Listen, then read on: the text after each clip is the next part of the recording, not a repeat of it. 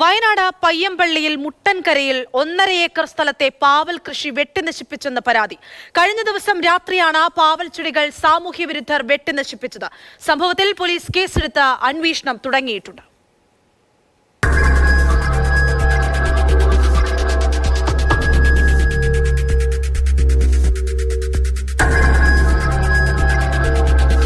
പയ്യമ്പള്ളി മുട്ടൻകരയിൽ പുളിക്കൽ സന്തോഷിന്റെ പാവൽത്തോട്ടമാണ് രാത്രിയുടെ മറവിൽ അജ്ഞാതർ വെട്ടിനശിപ്പിച്ചത്. KSRTC താൽക്കാലിക ജീവനക്കാരനാണ് സന്തോഷ്. 2 ലക്ഷത്തോളം രൂപ ചിലവഴിച്ചാണ് 1.5 ഏക്കർ സ്ഥലത്ത് പാവൽ കൃഷി ചെയ്തത്.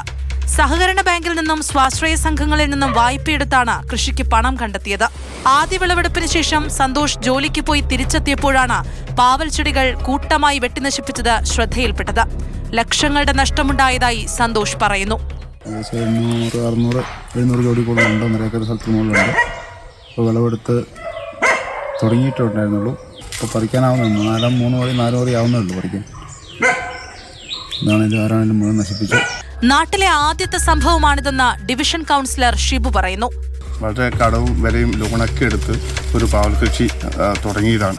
അപ്പോഴത്തേക്കും ഈ ആരോ സാമൂഹിക തൊഴിലുകൾ ഇന്നലെ രാത്രിയാണോ മിനിയാ രാത്രിയാണോ കംപ്ലീറ്റ് ചൂടും നശിപ്പിച്ചു. ഞങ്ങളുടെ നാട്ടിൽ ഇങ്ങനെ അനുഭവം ഇല്ലാത്തതാണ്.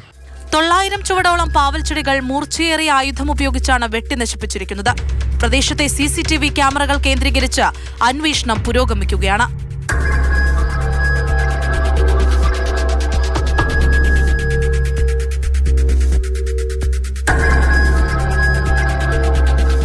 മാതൃഭൂമി ന്യൂസ്, വയനാട്.